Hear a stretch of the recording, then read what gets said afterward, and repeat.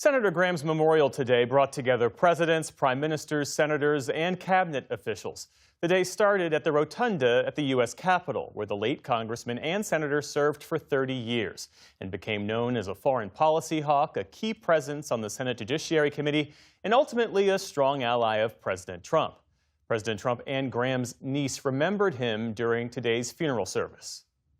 By the strength of his steadfast convictions, the force of his magnetic personality, and the goodness of his noble soul, Lindsey rose from a small town in rural South Carolina, a place he loved so much, to become a constant fixture of American politics at the highest level and a force to be reckoned with all over the world.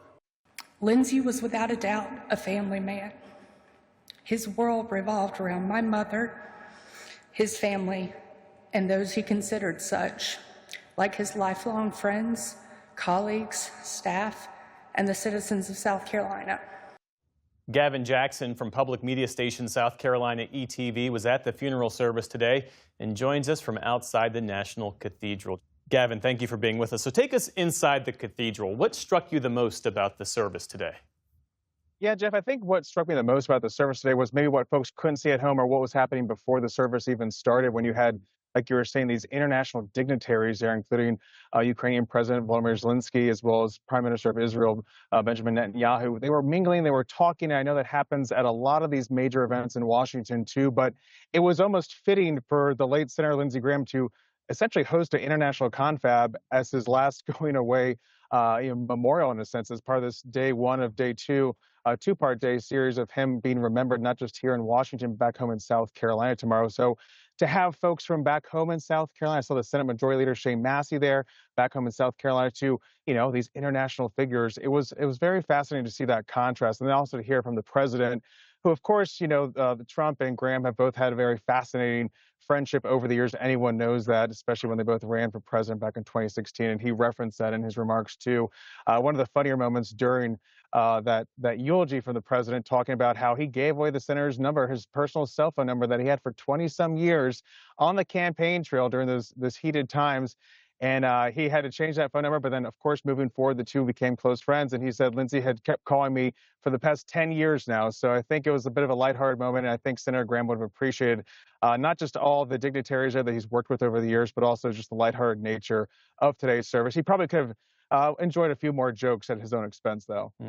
You covered Senator Graham for years. How do you reconcile the arcs from John McCain's wingman to Donald Trump's harshest critic, ultimately, as we know, to Donald Trump's strongest ally in the U.S. Senate? Which was the real Lindsey Graham?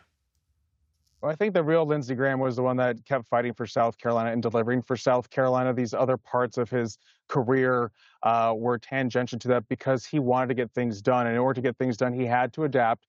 A lot of people talk about that he maybe wasn't strong enough after January 6th, despite his words on the Senate floor.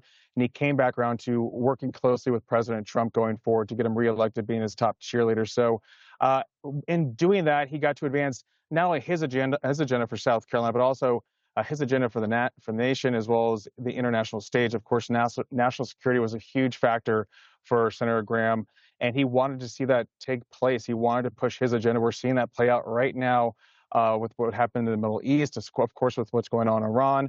And that's what actually counted for Lindsey Graham, to advance that agenda, to get the right people in place, to pay attention to his worldview and to push his foreign policy. Yes, it was much different than the days of John McCain and Lieberman, of course, the three amigos there too. But he had to adapt. This party has changed. His party has changed. In order to be relevant in this party, he had to change as well. Darlene Graham was there today mourning the brother who raised her. She now occupies his former Senate seat. That special primary in South Carolina is 2 weeks away. What does the campaign look like right now? It's pretty much wide open right now. We just saw filing close for the campaign end today. So we have about a dozen candidates who are vying to be the next Republican nominee for this Senate seat to go on and face Democrat Annie Andrews in November, as well as some other candidates on the ballot. Right now, it's wide open. Like we're saying, Darlene Graham was appointed to fulfill the remainder of her brother's term, and then turned around and said that she was interested in running, and also has the support from President Trump, though we know from looking at previous races in the state, specifically the Republican gubernatorial campaign, that his support doesn't necessarily translate into a win, which is why several other folks, including a former gubernatorial candidate who's also a congressman, Ralph Norman, is throwing his name in the race. He's already campaigning. He's up on air with ads already.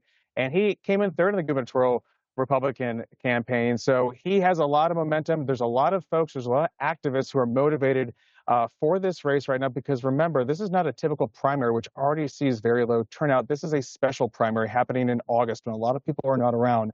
So it's going to be a lot of name ID. It's going to be a lot of who you know. And again, these are very motivated voters that will be turning out on August 11th. Right now, polling suggests that there's really no clear front runner. So we'll probably see an August 25th runoff. And there's going to be a lot happening in South Carolina over the next coming days. Of course, tomorrow we'll see the services honoring the late senator in Columbia in the state capitol at the State House with a flyover, and of course a ceremony at First Baptist Church there in Columbia. So a lot will continue as we continue to remember the late senator. Gavin Jackson from public media station South Carolina ETV. Thanks for making time for us. We appreciate it. Thanks, Jeff.